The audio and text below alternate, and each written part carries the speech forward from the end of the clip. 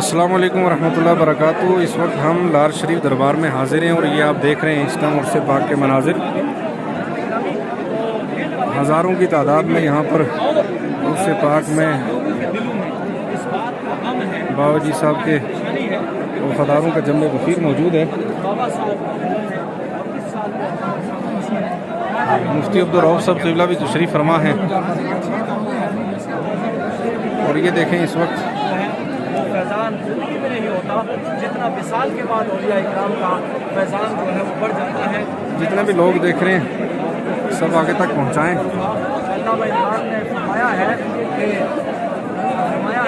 कि कर खिदमत तमन्ना दर्द दिल की होकर कर खिदमत फ़कीरों की नहीं मिलता ये गौहर बादशाह के खज़ीनों में। अस्सलाम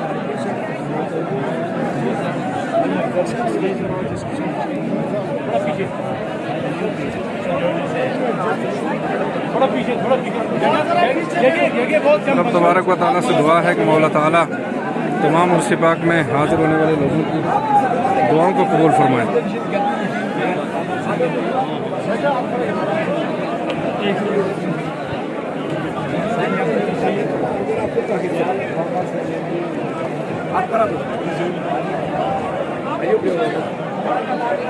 यार मोबाइल का